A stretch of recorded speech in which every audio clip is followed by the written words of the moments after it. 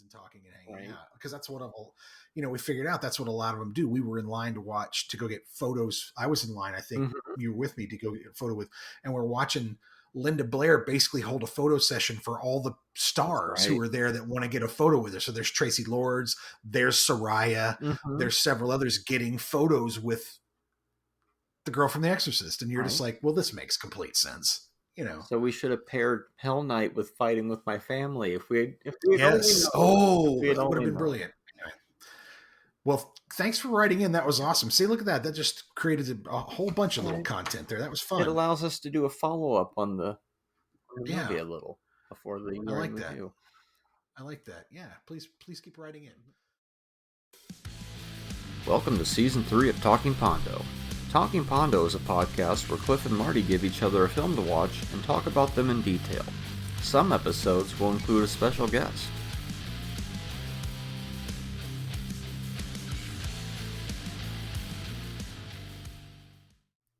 Captain Kirk does a midnight run to capture Persis Kambata will not be seen this week, so we may take the following voyage. I'd watch that movie. I feel like I did watch that movie. Or I have, anyway. Well, you probably had a fever dream and combined them together. Vija. So, here we are once again. We are back. It's Talking Pondo. We are back. Right. I'm talking to the mic on Talking Pondo. It's Season 3 still, but we're into the into the second half of Season 3. I looked up and noticed. Episode 21. Yeah, wow. I know. We're getting close to 100, man. It's well, we've said that every episode for a while now. But it is true, it's exciting. 93 overall this week. Talking Pondo. What is Talking Pondo? It's a movie where Cliff and I give each other a movie to watch each week, and then sometimes we haven't seen it, sometimes we've seen it a million times, sometimes the other person hasn't seen it, and then we talk about each movie for a half hour. About that. Give or take. Sometimes it's a little bit longer, sometimes a little bit shorter, yeah. Give it a rating on the scale of 1 to 5 stars, kind of the letterboxed rating scale. Correct. If you would. What are the movies today? We went back into the classic bin for some 70s and 80s quintessential 70s films. This week we watched Midnight Run. And then we also watched Star Trek The Motion Picture, the Director's Edition, re-edit from 2022, which I think is basically the special edition we've always had, but with no longer standard definition special effects. They redid those so they look nice. And boy, they did look nice, I think. I want to say that I think we were talking about this before we started, but I want to say there's a few extra things in there, but I may just be misremembering. Well, it's 4 minutes longer than the theatrical version. Okay, so there is new stuff. Something different. Yeah. Just as an aside, I watched all the bonus stuff of all the deleted. There's like 45 minutes of these are things from the theatrical version that we cut out. These are the things from the TV edition that aren't in there, like Kirk getting into the spacesuit, like I'm going to go out there and find Spock. These little instant things that don't really add up to much, but they're kind of like more flavor. But anyway, do you want to start with Star Trek, or do you want to jump into Midnight Run?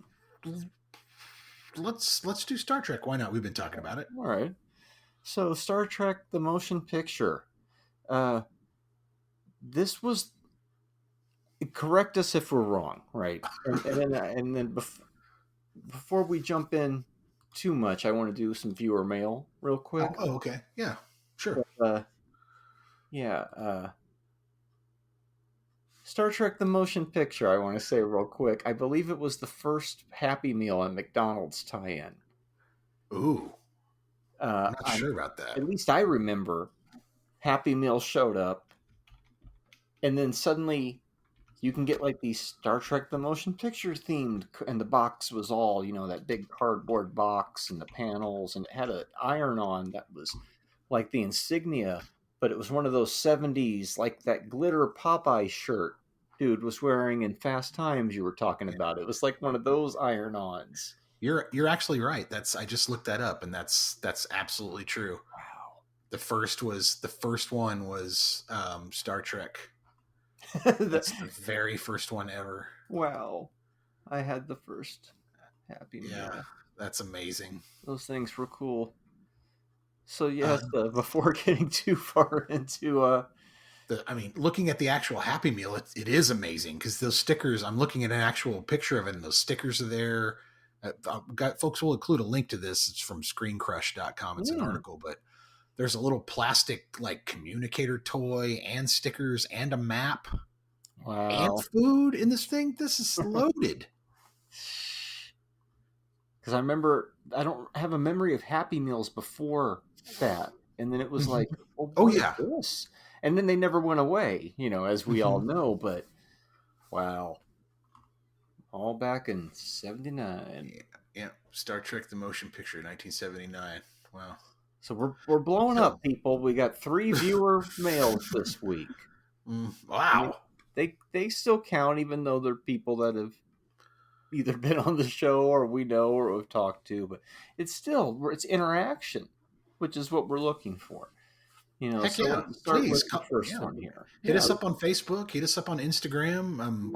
Our tags are in our socials are in the text of this podcast that you're listening to, and we'd love to hear from you. We'd absolutely love to hear from you. And you'll probably get your stuff read on the podcast because we don't have much to talk about. Help us out. Well, it's the engagement. So we did Top Secret a few weeks back with Drew, Kale, and Keck. Yes, sir. And so we got a response on that episode where Izzy T writes in again, and this time she says, my absolute favorite of the Zaz collection. And it's like, well, I guess me and her are in that strange, heretic side where we like this more than Airplane. I like Airplane, but like I said on that episode, I like this one more. And I think it's for the same reason that you're burnt out on it. I was away from it for a good almost 20 years. It was constantly in your life. So you're like, okay, I've seen the shit out of this. I've seen, yeah. It's one of the reasons I don't listen to, it's a lot of some of the music that is popular anymore because I've just heard it to death. Exactly. Yep. But if you haven't seen Top Secret a million times or at all, give it a watch.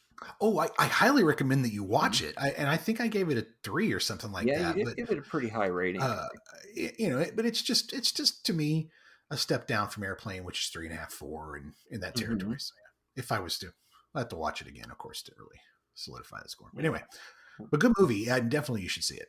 Yeah, a lot of fun. Back to this next one. But you know what it does? Also, it reminds me of like Step Brothers, where it's like, if you like that kind of humor, you're going to enjoy that movie. But if you don't like the Will Ferrell kind of dumb kind of humor, you're going to have a bad time. Well, you can say that for every comedy. If you don't like the Sacha Baron awkward humor, you're going to have a bad time. Seeing those type of movies. So it's kind of like that with Top Secret. If you don't like that kind of, it's very like, you're saying it's more a very specific taste as it is. I think general taste where most people would probably like a whatever, but only certain people are going to like this.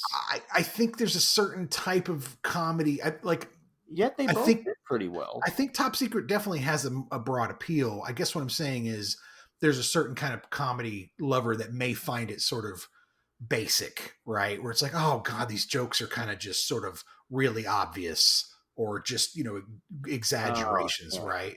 But it's the same, but the other opposite of that is somebody watching the 40-Year-Old Virgin and going, this is so disgusting. And so, ridiculously puerile, so I don't know. I guess what I'm trying to say is if you like that kind of comedy, you're really going to dig it. If not, you may struggle with it, but same thing with like Hot Tub Time Machine, I like Top Secret in a way for similar reasons that I like the next movie that somebody wrote in about, because it takes so many different crazy things and crams them all into one movie.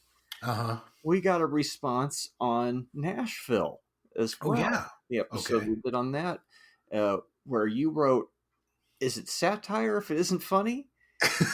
Is being genius enough?" tune into our latest episode and find out. You got a response on that one. That's awesome. And it's from, of course, longtime listener Gene. Uh-huh. And he says, but what about the thrilling traffic scenes, huh? The thrilling traffic scenes were the scenes that were shot on the day I was born, actually, as I mentioned. Thrilling. As much as thrilling as watching what's her name just work one man through the other through the whole picture. Who are you? Oh, you're famous? Well, I'll have sex with you now. Who are you? You're a producer? I'll have sex with you now. Shelley Duvall's character. Oh, for a second, I thought you were talking about the interviewer. No, yeah, well, her too. Yeah, it's her too in a different way. It's such a goofy movie. I think I get what he was going for, but I think he accomplished it better in other films. Mm-hmm. And I get what you like it structured others. And it's funny. I mean, that movie, I've read comments. I saw a couple of online threads about it over the last week or so, I think, which is weirdly timely, I guess, for the podcast. But, there were several people that echo what you talked about, like in the structure, like in the end. For me, it's like, it's hard to sit through something that's satire that isn't really that funny. And again, that music. The music. That music stuff. And so our third viewer mail is first time we've had 3 in 1 week. Wow. I think these all did come in the last week. It was for our back to school episode, I guess you could call it, a few weeks ago, where we did Fast Times at Ridgemont High and Fighting with My Family. And so a guest of the podcast, Rob Maynard, writes in to say, I should watch the Page movie because I'm both a wrestling fan and a Pew fan. Is that how you say your name? Pew? Yeah, Pew. But I don't know, maybe one day? And then you respond, it's really not that bad, about on the same level as Ready to Rumble. And then he says, that good? Ready to Rumble was a case on Reels of Justice. I forget what the outcome was, but it's funny because David Arquette, why we were doing the Scream movies and all that monster stuff. But yeah, I liked Fighting with My Family. I think I only gave it like 2.5, but I said it's perfectly fine for what it is. Some people say it's a propaganda film for wrestling, but I think it's a little bit sweeter than that. It's, you could say that about any movie about any athlete that's up and coming in any sport, that it's a propaganda film for, they say that in so much as in some of our criticisms too of not showing the kayfabe and keeping it very fairy tale ish. Sure. Movie. Sure. Yeah. I mean, they do hide the behind the scenes stuff. Like there's that great talk about, and I think we talk about it in Fight with My Family, where holy shit, there's an actual wrestling judge. Like if you're a wrestler in the WWE, there is a judge. And if you have a beef with another wrestler, you don't fight, you go to the judge, and the judge makes a decision on it. And usually you have to, buy somebody a case of beer or some shit like that, or you got to, get their boots cleaned or something like that. Right. I would have loved that kind of color in Fighting with My Family, but I also understood why, because like you said, it's a tween movie, and it's really not for people who want to see the gritty, dark side of wrestling. That's not what it's. We learned that story from David Arquette's Q&A, so I guess we found that out after. Because that was Fighting with My Family was a Get Ready for Mad Monster episode, because Paige was at the con. And then you actually, since we've done that episode, you actually got to meet the real Paige. I did. Yeah. Very nice lady. She's very nice. Much smaller than I thought she was going to be. I mean, I think she's 5'4" or something, but very cool. Very cool. Nice to meet her too. That's kind of she said she was super excited to have Florence do the movie for her, and she was happy with the way it came out, and I asked her if it was accurate. She's, yes and no, which, we talked about that. She wrestled, in America when she was 14, and it's not like when she went to audition for the WWE that they didn't know who she was, that she had been wrestling in regional stuff for a long time, 4 or 5 years, I think, at that point, or something, 2 or 3 at least. So anyway, It was trippy that to meet somebody that you would just watch the movie about Yeah, their life played by yeah, somebody else, and you yeah. like almost missed her too because she was only Hmm. there for one day, and then it was like she was Yeah, like on the way out, and you did the classic "whoop, I'm the last person in the line" move. I've done that one totally. before, Yep. and it's like, whew, good Yeah. timing, good It timing. was it. I could well, and it was like getting to meet Stephen Piercy. It's like, dude, you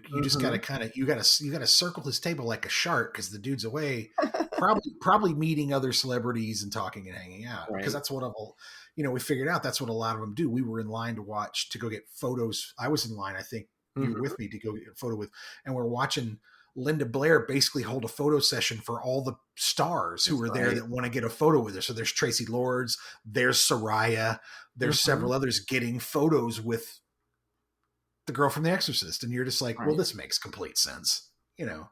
So we should have paired Hell Night with Fighting with My Family if we had Yes. only known. Oh, that If would have we been had only brilliant. known. Anyway, well, thanks for writing in. That was awesome. See, look at that. That just created a whole bunch of little Right. content there. That was fun. It allows us to do a follow up Yeah, on the movie a little I before like reading that. our in review. I like that. Yeah, please keep writing in. Mhm. But what So, is the first Happy Meal? all right. So the first Happy Meal advertisement shtick is called Star Trek: The Motion Picture, 1979, rated G. General Wow. audiences, 2 hours and 23 minutes. Here's your log line. When an alien spacecraft of enormous power is spotted approaching Earth, Admiral James T. Kirk resumes command of the overhauled USS Enterprise in order to intercept it. This is directed by Robert Wise, written by Jane Roddenberry, Harold Livingston, and Alan Dean fucking Foster, who is one of the writers of one of my favorite books of all time, Spell Singer. I don't know if you've ever read that one, but it's awesome. They must have removed the fucking part from his name in the credits so it could get that G rating. But the G was something different, as we've discovered. My apologies for my language, folks. All Okay. right, storyline. A massive alien spacecraft of enormous power destroys 3 Klingon powerful cruisers as it makes its way towards Federation space. Admiral James T. Kirk is ordered to take command of the USS Enterprise for the first time since her historic 5-year mission. The Epsilon 9 space station alerts the Federation, but they are also destroyed by the alien spacecraft. The only starship in range is the Enterprise, after undergoing a major overhaul in dry dock orbiting Earth. Kirk rounds up the rest of the crew and acquires some new members and sets off to intercept the alien spacecraft. However, it has been 3 years since Kirk last went into deep space. Is he up to the task of saving Earth? Hmm. Oh, is he? I don't know. So this Well, is this is Paramount's answer to 20th Century Fox's Star Wars. Right oh off the yeah. bat. This is their answer. This is like, all right, we're going to make a Star Trek movie. And What do we have that we can make that's an IP that we can make a movie out of that's science right. fiction? And more importantly to this program, and I think I can speak for both of us, this is a movie we saw in the theater very young Oh yes. and was probably very impactful. I remember it freaked Mm-hmm. me the fuck out in several spots where either once again proving that movies made between 68 and 1980 were meant for people on acid with going in the wormhole with the Oh, I loved that so and then much. when Oh, Chekhov gets burned, I remember that freaked me yes. out when I was a little kid for some reason because it was just eerie. There's some creepy shit in this. Like uh, It's a weird movie, yeah. I watched all the the little trims and stuff, and if you remember from the original theatrical version, the stuff on Vulcan in the beginning, the sky's all dark and it looks Yeah. way fucking creepier. And then in the new version, it's like, oh, that's like the Vulcan we're used to, kind of what it looks like and everything else. Oh, But okay. in that old theatrical version, which I'm not sure which version I like more, they're pretty similar, but they do have a different feel. But it's more frightening, I'd say. Mm-hmm. I remember as a young child just being like fascinated and freaked out at the same time. This lives in the same real estate as like Flash Gordon 1980 in my mind. It's that level of just creepy and scary at the same but fascinating. I guess Alien is kind of there too with that. It's science fiction, but it's creepy and I mean I like this one quite a bit. Mhm. I mean it first off it starts it starts like it's Lawrence of Arabia, and you get a 5-minute musical overture with the Starfield, where you're just like, okay, and Get your a whole musical popcorn. overture, This and movie of screensavers, man. yeah, I mean, but yet, I mean, opening movies like that died out 20 years before this movie came out, so it was it was a weird thing. But right away, I'm a huge Star Trek fan, so you go from the television show into this, and right away you notice the Klingons look different, right? Yeah, Like they got the Soft ridges. reboot. Yeah, soft This was reboot. the first episode of Next Generation, if you want to get really technical. It's fantastic. Everything looks great in the movie right off the bat. Like the production value is really great. The miniatures that they're using are fantastic. My biggest problem with it is that if you know that you've gotten to the level of technical expertise of like Star Wars, some of the matte effects that they're using for the ships aren't really working for me. And in fact, there's a point where, when Kirk tells Decker, "I'm taking over the ship," and then he and Spock or he and Bones are waiting in that room looking out into the space, and then Spock comes in. That is some of the worst matting I've seen. I don't know. I'm watching this director's edition going, "Oh, you guys didn't fix that? Like it doesn't look very good." But then at the same time, the Voyager stuff looks amazing. Yeah. And a lot of the other effects look awesome. It's just these really, I don't know how else to put it. I don't know. It's these weird, small little flaws. I appreciate that they didn't try to fix. It was more of a clean up. I hear you. And make look better what's already there. So you still feel like you're watching an old movie, but in some parts it looks like it was shot yesterday. Yeah. And then there's other parts where it's like, that looks like a cardboard stand-up production or exactly. something. Well, and that's what I'm wondering is like, again, we talk about how they didn't change that stuff. Yeah. We talk about how back when they were making these effects, they sometimes leaned on the opacity of the screen and losing some of the image to kind of sell the effect. Mm-hmm.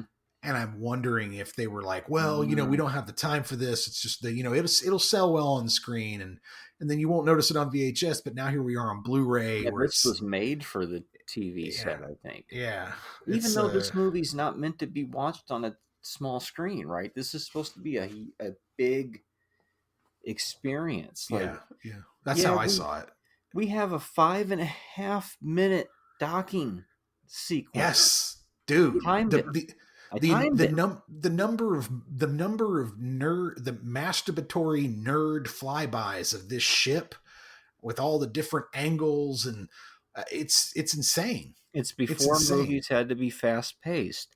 But what I realized this time watching it, and it only took me, how fucking old is this movie? It only took me that long to come to this realization of it. But 46 years. It's got that 2001 kind of influence where we're going to linger. And it's also important to show how large the Enterprise really is in the beginning, because when you get to the end of the movie and you see how tiny it is inside, and you go, oh, look, if it's that small in there, how massive must that be? So it does make sense to linger on that scale. Sure. Earlier on, I'd never really thought of it like that before. It was like, okay, I get it. This is supposed to be on. Your 2001 reference is a great call because back in the day you had that kind of sci-fi where it was that kind of Arthur C. Clarke, more harder sci-fi. And look, I mean, I'm not saying that Star Trek is hard science fiction, but at the same time, I think they were trying to lean into that more than some of the more like the Blade Runner science fiction or that type of thing. That's maybe less based on science and is more imaginative science. That's why a deleted scene is Elia.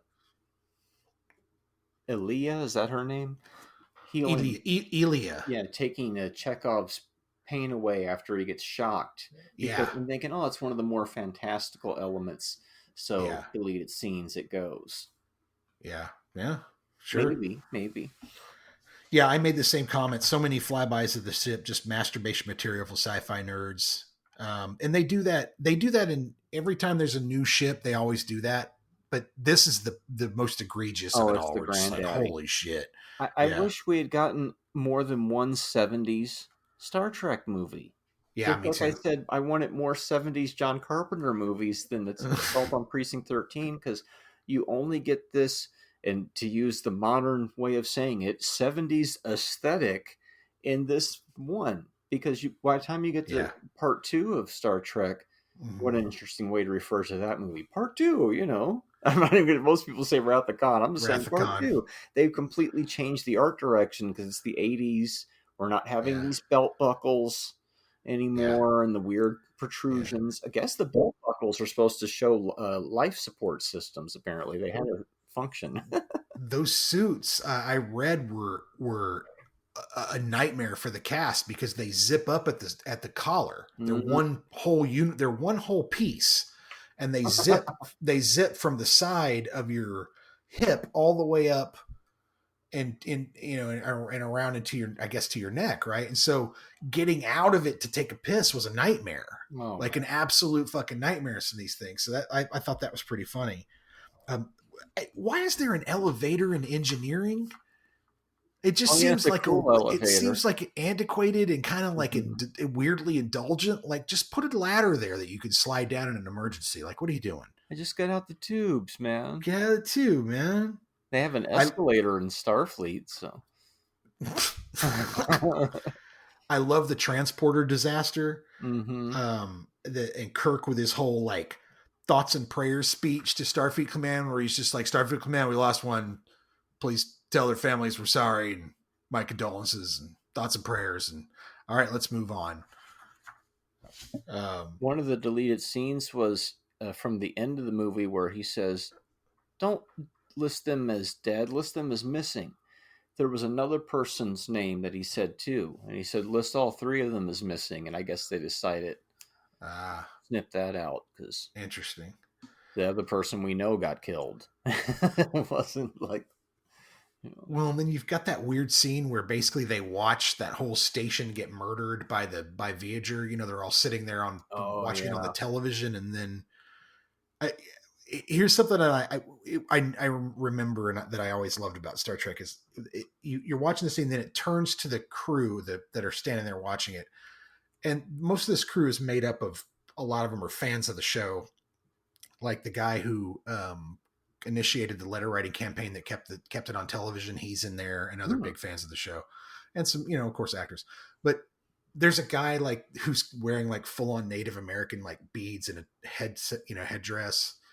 And then you've got aliens and black women and Latinos and like Star Trek was doing diversity way before anybody was even talking about that in that way. You know what I mean?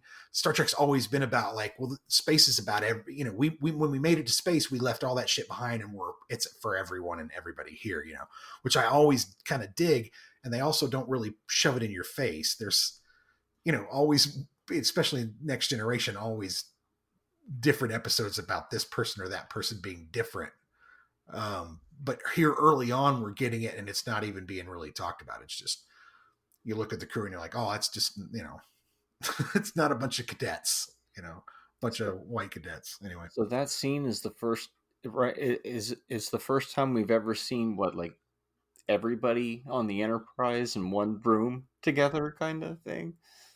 I don't know. I think in the movies for sure. Like, you're like, oh, wow, we're finally getting to see all the other people on the ship we never see because it's the movie and you got to make it bigger. And then we got to use this room again because we have this big ass room. We got to have at least another scene in it later. You know, but I still thought that aspect was kind of cool. Like, hey, you're getting to see all the lower decks people and everything. Yep, absolutely. I love Bones and DeForest Kelley. I love his cantankerous, you know, you freaking Shanghaied me to get on your ship stuff.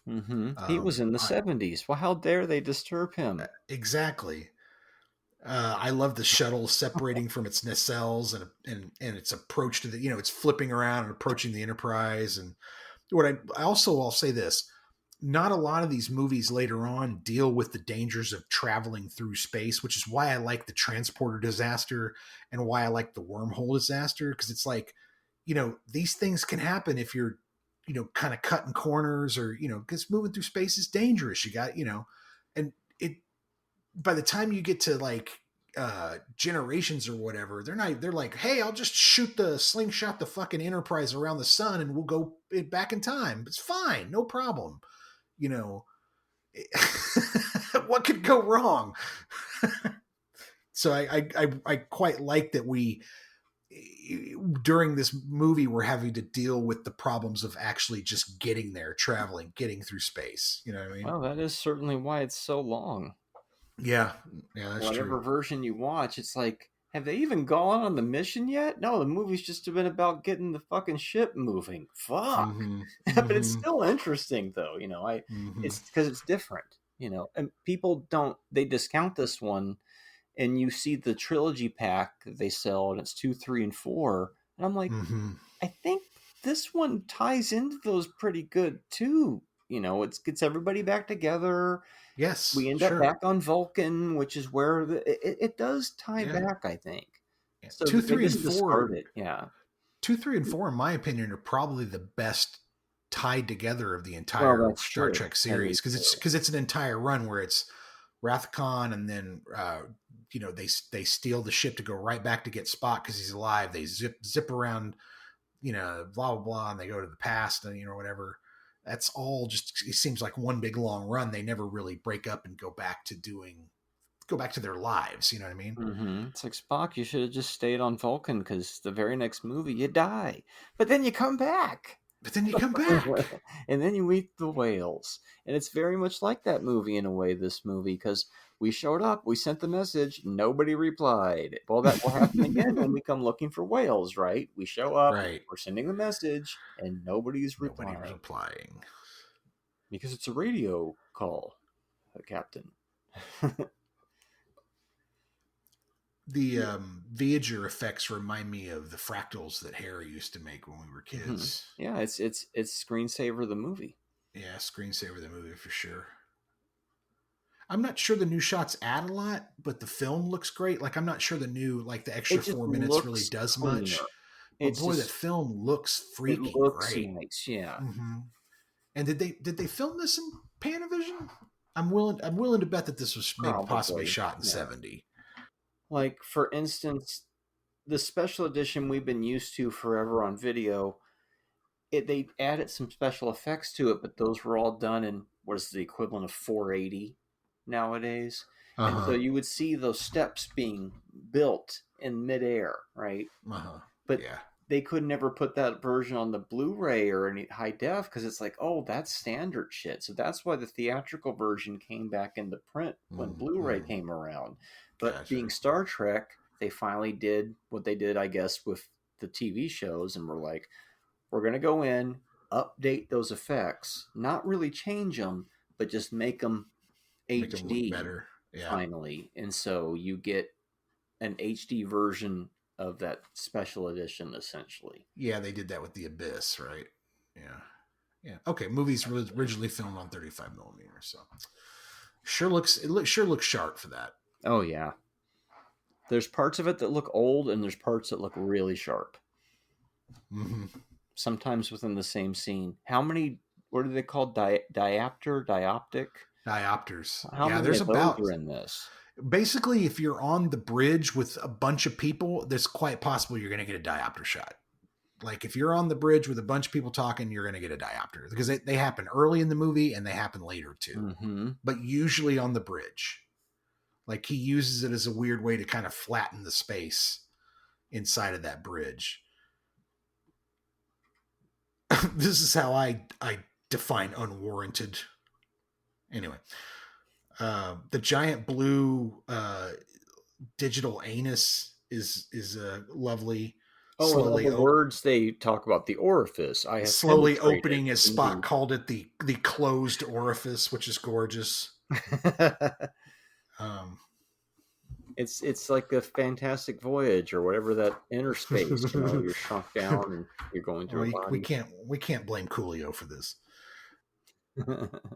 Dear Diary, Captain Kirk took away my ship and made me his flunky. If that wasn't bad enough, my ex-girlfriend is on the ship and aliens have turned her into a probe. I don't deserve this. I got us out of the wormhole, goddammit. I swear, one more thing goes wrong, and I'm going to arm 2 4-ton torpedoes and blow the ship to Kingdom Come. Anyway, gotta go. Captain Kirk wants to talk about a space anus and Spock. Like Captain's Log, Supplemental, Dear Diary. And it's funny because that really does sound like just another one of those days on the Starship Enterprise. Klingons on the starboard bow, Jim. And it was one of those. I could tell Kirk and Spock looking at each other as they're finally on their way to it, looking at each other like, well, it's going to be one of three things again, isn't it? It's either going to be a civilization that's still going, that their leader's gone, or a tape recorder on loop sending the message, or probably an old computer that thinks it's fucking doing it. And once again, a version on the old computer. But it also kind of reminds me of when they walk out to see God in part 5, you know. Oh, yes. Why does God need a starship? You know, well, I'm looking for the creator. Well, were you looking for God, looking for a spaceship? Maybe we should hook those two up, you know.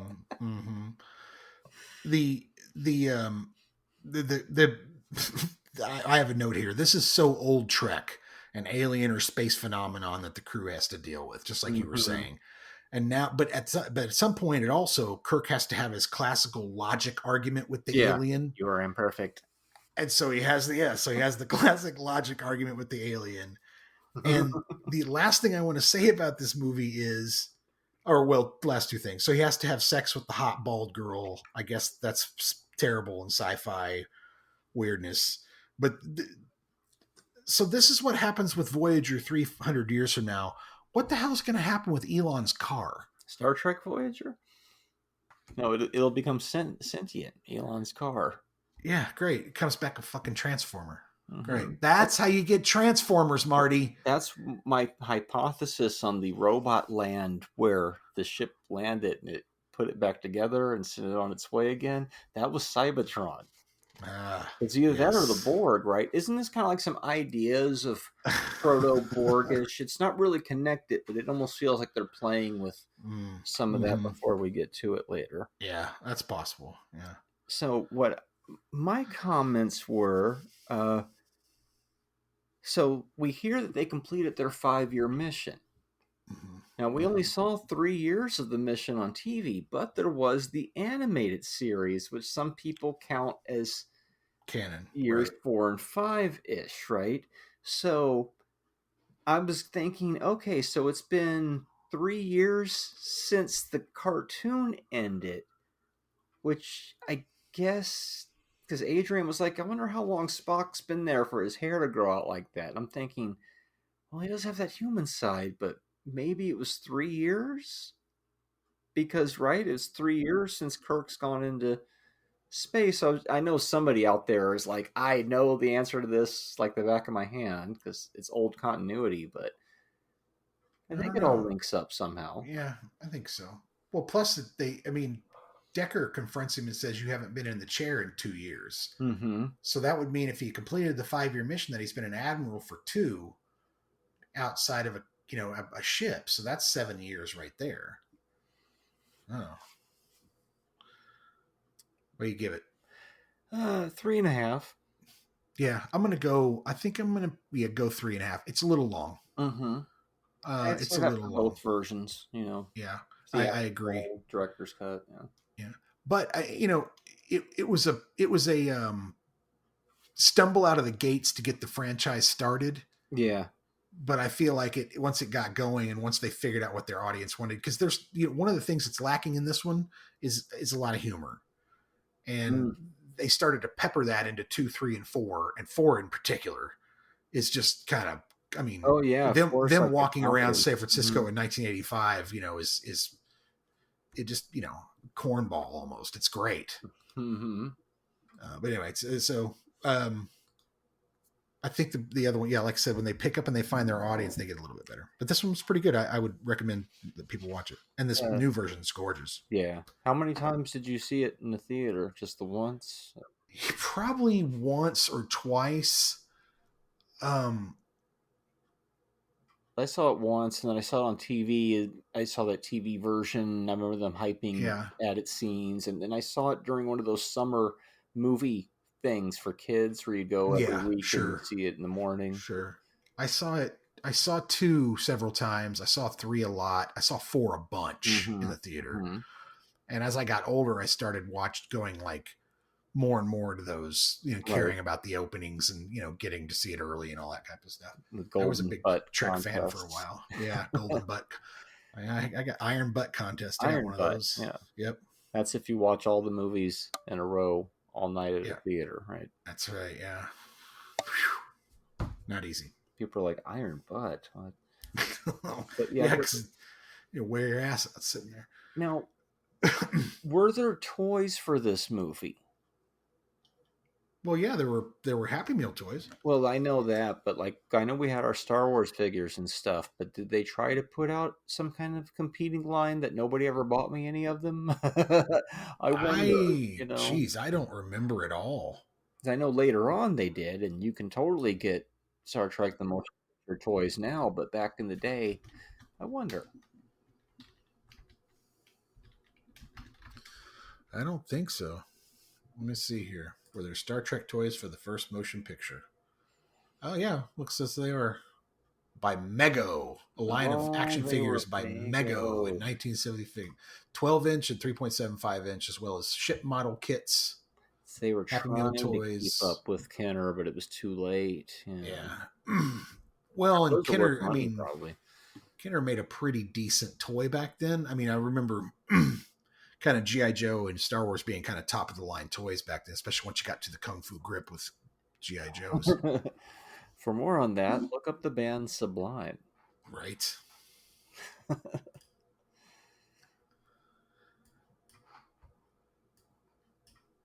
Which leads us to Midnight Run. Midnight Run, a movie that I hadn't seen probably since it was new on cable. Mm-hmm. I remember liking it, but it had been so long that this might as well have been a fresh watch. Same. And also, really? Yeah, I hadn't seen it in since the 80s. So it must have found its way into our subconsciousness, because I felt some major influences from this movie coming through. Major influences, sir. Major influences, sir. And perhaps if I had revisited Midnight Run a little earlier in life, I might have been able to direct some of our scripts that we could never figure out what to do with. We'll just follow the ending of Midnight Run. That's what you do. So what is this sleeper hit from 1988? 1988. Wow. Midnight Run, 1988. Rated R, 2 hours and 6 minutes. Directed by Martin Brest. Written by George Gallo, starring De Niro and Charles Grodin. Yeah, this was directed by the doctor from Fast Times. That's exactly it. He also did Son of a Woman. What was the release date for this film? Release date? July 20, 1988. So wow. Summer release. This came out maybe a month before I met Cliff. So logline. That's trippy. A bounty hunter pursues a former mafia accountant who is also being chased by a rival bounty hunter, the FBI, and his old mob boss after jumping bail.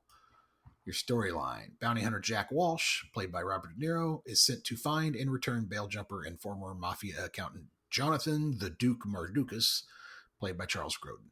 The FBI has no success in locating the Duke, so when Jack finds him in next to no time, they are a little embarrassed. In order to collect his $100,000 fee, Jack must take the Duke from New York to Los Angeles. However, the Mafia and the FBI have other ideas, as does Morven Dorfler, John Ashton, a rival bounty hunter. On their long cross-country trip to LA, the two get to know each other and they build a strange friendship.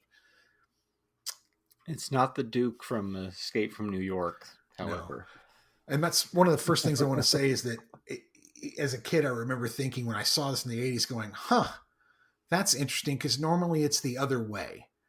You're dragging somebody from LA back to New York to face mob justice. But this one is, no, the mobster, I guess, is in LA, so drag him out, or in Vegas, so drag him out from New York City. Or he got bailed out in LA. I don't know anyway, it's usually just, to me, it's always usually from west to east instead of east to west. So it's kind of weird. Yeah. As I was mentioning earlier, this movie, revisiting it, as far as Pondo goes, it felt like, oh wow, this feels very influential on what ended up being our first movie, and also some unproduced scripts. We never managed to make one of our movies where it's kind of the buddy movie, but it's the two people that don't want to be together and they have to go to do a task type of thing.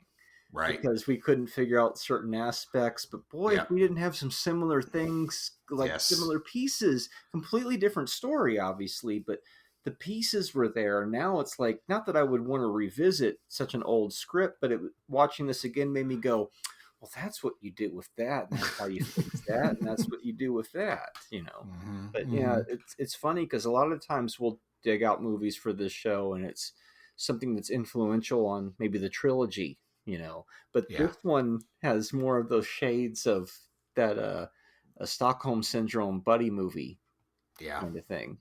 I know what you mean. It's early Danny Elfman score. Yeah, and it don't sound like a Danny Elfman score. No, it sounds like just a regular Hollywood 80s score, Yeah. you know. And leaning into those guitar riffs and shit, you know. Smoking in the airport, bro. Just smoking everywhere. But yeah, by the way, everybody smokes in this movie almost. I mean, at one point, Yaphet Kotto is just basically just stealing cigarettes off of John Ashcroft in every scene. He just walks in and just takes the dude's cigarettes. Mm-hmm. Rest in peace, almost everybody in this movie. No and shit. The people that were saying it was unhealthy are not here, and the person who was playing the guy who was smoking cigarettes is still here. So isn't that just funny how that works? But this movie is so old that you can't help but go, damn, they're gone too. Remember when we were watching that Beverly Hills Cop movie, and I'm like, that's the same guy. But this movie is so much older than that. So This is 88, so it's old. But it's, I mean, yeah, it's a lot of great actors in this film. Mm-hmm.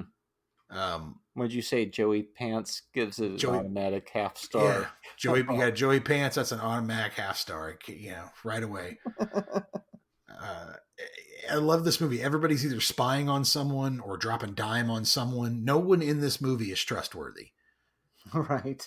Even Grodin is just waiting for his opportunity. And I remember watching this movie as a kid and thinking, and I felt the same thing on the rewatch. I wasn't really sure I was going to enjoy the movie, and then we got to that scene in the train car where he locks him in the train car. Yeah, and I was just like, I started laughing hysterically, and yeah, that's Grodin gives De Niro this look when he threatens to put him back in the bathroom. He just gets this look on his face that's just glorious, and I started fucking laughing hysterically. It reminds me of one of the few issues I would even have with the movie, I guess, is I understand it takes about 20 minutes to get to Charles Grodin. Yeah. Then Charles Grodin disappears for like the last 20 minutes. And I feel like the last 20 minutes kind of suffers from your most interesting character suddenly evaporating from the story. I understand you don't see him in the beginning because you're not supposed to. He's the Duke. Right. He's mysterious. But once he's in it, it's like, oh, you're just trying to throw all these threads together, and there's a lot of threads, and it's interesting. There are a lot of 2 threads, hours and 6 minutes. But that would be the only thing that's a little... It'd be like John Kennedy disappearing from planes, trains, and going, well, where'd he go? It suffers from kind of circling back on itself a little bit. Mm-hmm. Like it's just kind of like, oh, we're doing this again. Okay. Okay, again with this. Okay. They go and visit the wife but hey, that's kind of like going visiting the ex-girlfriend at Marijuanos, that type of stuff, those old tropes. You're on your way with your, If Grodin was if this character was alive now, he'd be a left-wing, anti-Trump, pro-vax, but also wouldn't get the vax because he's got a needle phobia type of guy. But that would turn out to be a lie, though, because... Right. It would turn out to be a lie, exactly, because he's, yeah. And then De Niro's the kind of guy that eat a French fry off a floor. That's just those two guys. Well, they're the odd couple, once again. Yeah. Mm-hmm. And we were going to have shades of that in one of our unproduced scripts, where the person who was with the other person who didn't want to be with them wasn't quite Sheldon Cooper-like, but was criticizing the person's food in one scene, wasn't there? Right. Something like that. I'm like, oh my god, it's Midnight Run. Okay, I get it now.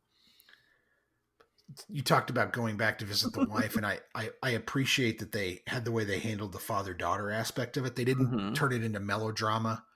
It didn't, it felt kind of real, and played right. I liked her running out and giving him her babysitting money. It was pretty cool. And yet this very dude movie, everywhere you look, it's like nothing but dude characters, which is just, that's just how the movie is. Sometimes that happens. It's about two guys on the road, being chased by other guys who want to kill them. So I get it. The phone booth scene is fucking gorgeous. It's probably the best part of the movie when they're at the phone booth. The thing about this movie is that the performances are great, but that writing carries it. Mm-hmm. That writing is sharp and it's funny, and I'm I know that, for instance, like the boxcar scene where, he says, "You ever had sex with an animal, Jack?" That whole thing, that's all improvised on set. Like they came up with that whole scene, and I'm sure Grodin's just massaging material with De Niro on set with the director. Well, that's just like Planes, Trains, and Automobiles. The first cut was like 4+ hours because they just improvised it. That's why this feels like a sister movie to that, like akin to it. Like this is Planes, Trains, and Automobiles, but with the hostage situation, because they literally go through all the different forms of transportation, and now they have to steal a truck. And remember in our unproduced script how it was they would go from one thing to another to another. And that's how it was just like, man, that's you just midnight run it, and there's that story finally. That I love when Grodin tries to steal the plane and fucking De Niro ends up punching him in the face and dragging him out of the plane because it's like he can fly. He's a fucking pilot. And De Niro's just so pissed. And then later on, when he's like, what's he say? He's like, "Oh, give me your badge," and I'll get you the money. And they go into that bar, and he does the litmus configuration on the money and all that shit. And he pretends to be Alonzo at that point. Yeah, the whole Red Bill Wood thing is so fucking great. That whole scene is just fucking oh, so good, man. Are you testing it? Yeah, are you testing it? The litmus configuration? The litmus configuration. Well, like you mentioned earlier, the answer to everything in this movie is knock them out. There's people getting knocked out like every 5 to 10 minutes. Somebody gets. Oh, John Ashcroft gets knocked out like 3 fucking times in this movie. It's ridiculous. Just knock him out. Taggart's getting knocked out. Taggart or Taggart? Taggart. The first one or Taggart? I don't know. It's lost all meaning the more I say it. So and then they're going to show up in Sedona, which I love. It's in Arizona. It's close to Tucson. Friggin' A. Now we're in the Southwest. This movie had shades of Up in Smoke and Things Are Tough All Over in it.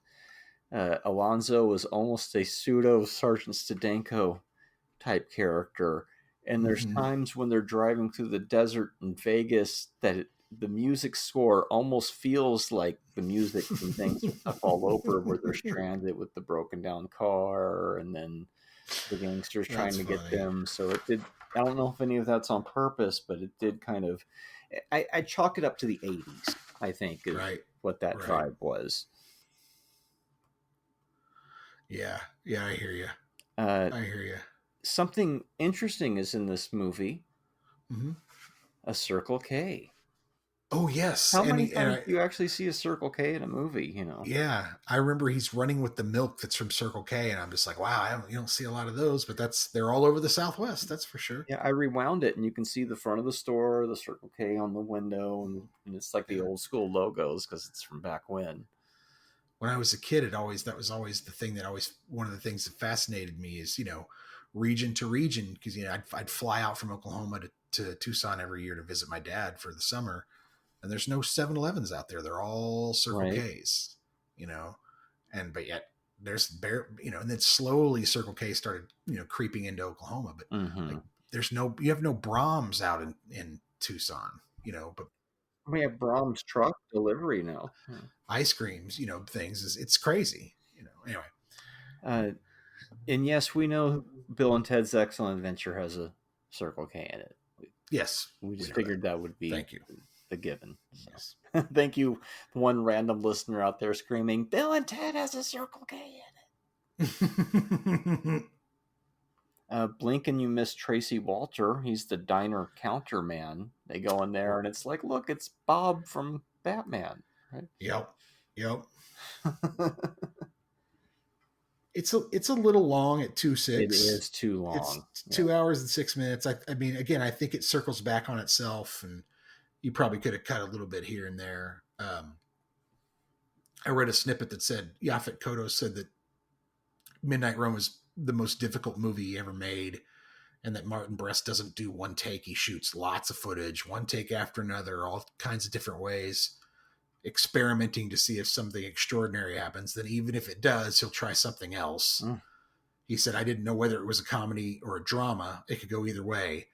And what I was surprised about is what I thought was going to be funny was funny, and what I thought was going to be dramatic was even funnier. So that's interesting. So something I discovered a few years back, and I guess but I think I remember this back then too in the 90s, that there was 3 made-for-TV sequels to this. Really? Yeah, there's Another Midnight Run, Midnight Runaround, and Midnight Run for Your Life. I think there's a DVD pack that has the original movie and then these other ones on it as well. Interesting. Yeah, 1994 made-for-TV movie. Oh, they were part of Universal Television's Action Pack programming block. Huh. But it's just about Jack Walsh. I don't think it's about the Charles Grodin character again, which would make sense. Yeah, it's Christopher McDonald. So Shooter McGavin is Jack Walsh in those movies. So who knows? They might be worth a strange look. Interesting. That's very interesting. All from 94. It's a big it's a loved film. It's not one that a lot of people bring up, but the people who like films and seem to like that type of thing really dig this film. I dig it. Great moments in it. It's not as good as Planes, Trains because it has a few issues, but it's still a very, very good movie. I agree. It's well written. Again, a little too long, but Grodin's kind of perfect in it, and De Niro's excellent. It's funny as hell, and again, you got Joey Pants, so that's a half star right there. And they make all the subplots connect to each other too. There's no real. Yeah, that's what I'm saying. The writing's really good. I mean, the writing is really, really good. Yeah, it's that classic 80s. There's going to be no consequence for anything that you did, no matter what you destroyed or who you killed, because, oh, you're on our side. Okay, well, this is better work. You better give me those computer discs. So in a way, both movies have the same plot, right? V'ger had to fucking give him the computer discs. That could have been another one of my intros, I guess. Yeah, I was going to say, well, you're always looking for those commonalities between the films, right? V'ger passes the computer discs will not be seen.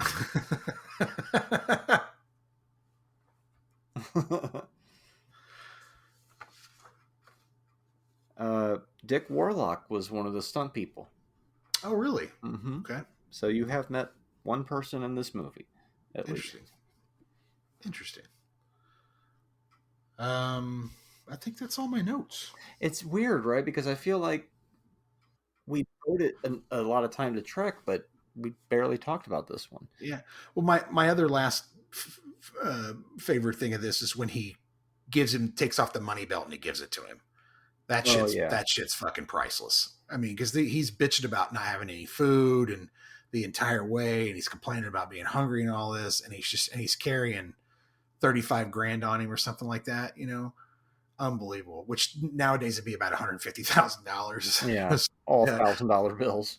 All $1,000 bills. Yeah. So it looks like I'm walking. Or no, it's $350,000, isn't it? Mm-hmm. Yeah. Yeah. So, I mean, it's unbelievable, but yeah, it's really funny. Really enjoy that. I like the movie.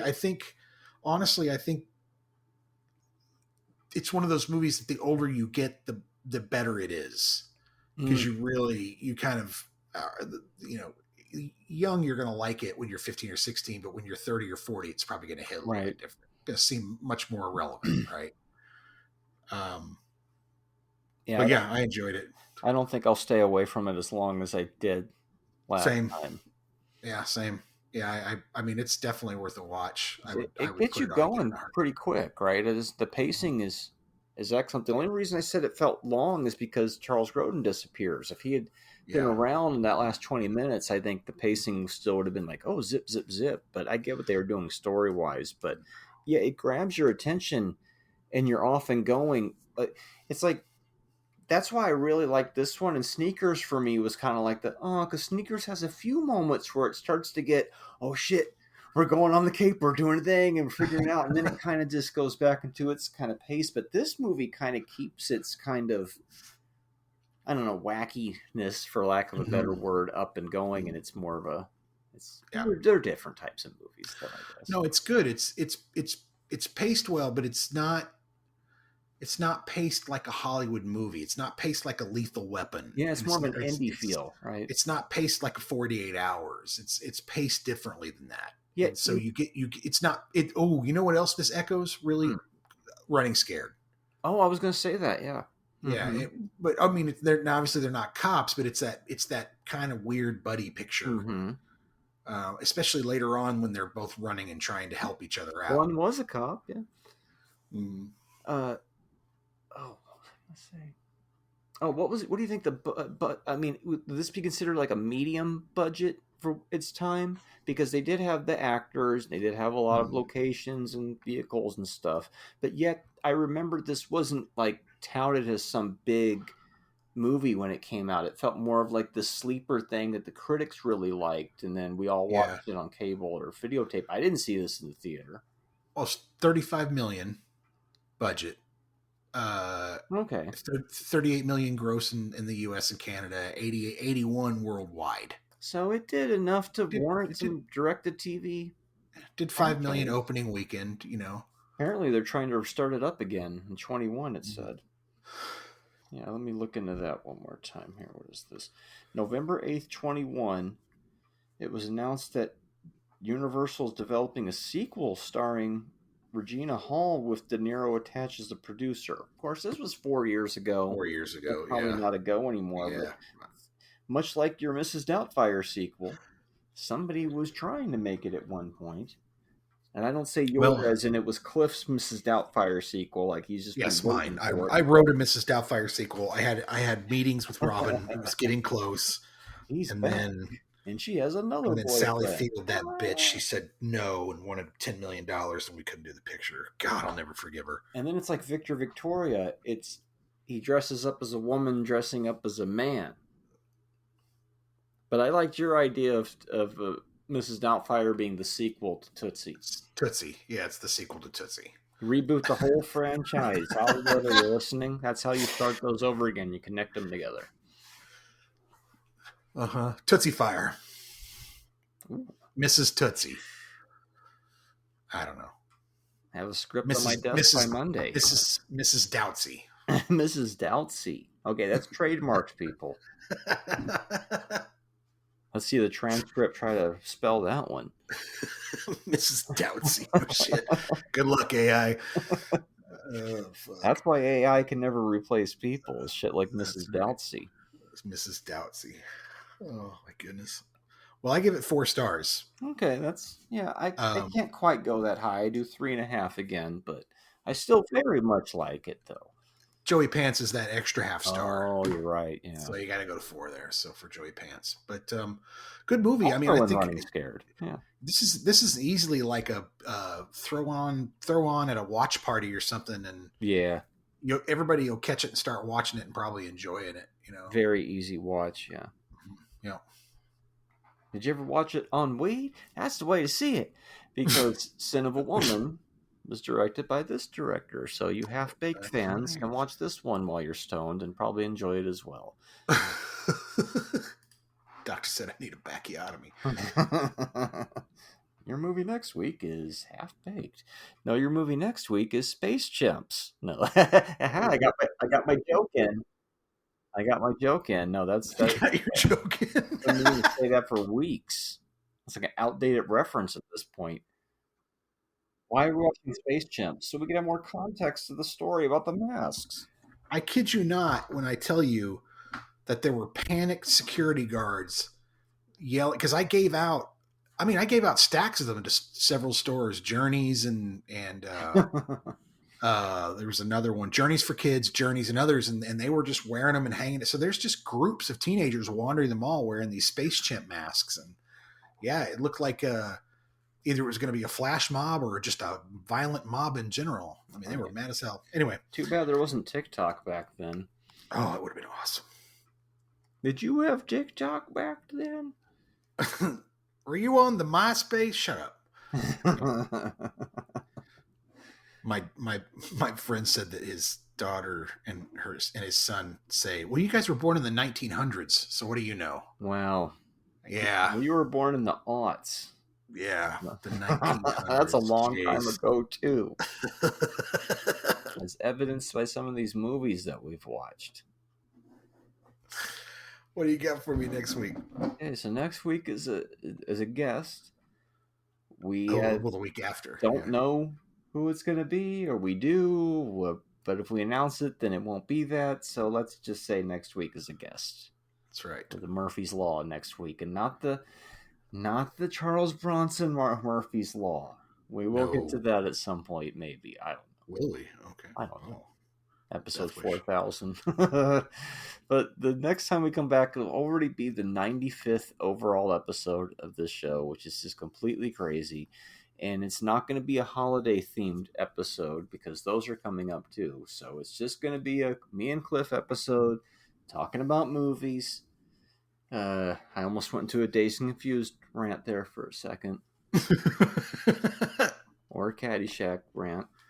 But no, I'm gonna stay on target, and stay on target. Give you Stay on target. Movies that should be seen before we do 100 episodes. And you watch Star Trek: The Motion Picture, so now you're watching Star Wars from 1977. Really? Not that recut shit. We're watching the original version with the Vaseline on the lens for the land speeders. Because it's like, look, it kind of fits with the holiday stuff too. It's nice to have that in there. Wow, and we're coming up on 100. And I figured, you know what? Let's do it. Let's watch Star Wars. Before it was even called A New Hope. Yeah. A New Hope. Okay, well that's surprising. I honestly never thought we would really do one of those. Surprise. Surprise indeed. Now it's completely throwing my... Should I just go ahead and give you the next movie that I have in my list, or should I give you something that's going to be a little more match to that? All right. I don't know. Okay. You threw me. All right. So I'm going to give you... I'll jump down a little bit here. I don't think you have this one. I've seen this one. We did this writer's film in the first season, and you weren't very impressed. Oh, fun. So we'll try him again with a film called Hell or High Water. Oh, okay. Oh, so that's okay. That one's been kicking around a bit. Mm-hmm. Should be an interesting sort of outlaw double feature. All right. I guess. The Westerns next time. Yes. Space Westerns. Space Westerns. Real Western. Well, this is I consider Hell or High Water to be what they call one of the new modern Westerns. Several of them out there like that, but yeah, so we'll see if you like it. Anyway, that's it. All right. Rapidly approaching 100 episodes. That's right. Hell or High Water is going to be a Cliff and I episode. It's not going to be a guest. That's right. So take that. You got a quote you want to get out of here on? Why aren't you popular with the Chicago Police Department? You like mayonnaise potatoes?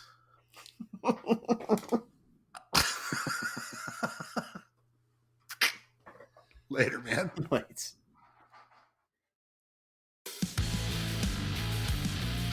Don't miss an episode. Make sure you subscribe to the podcast. Like us on YouTube or give us a 5-star rating on the podcast app of your choice.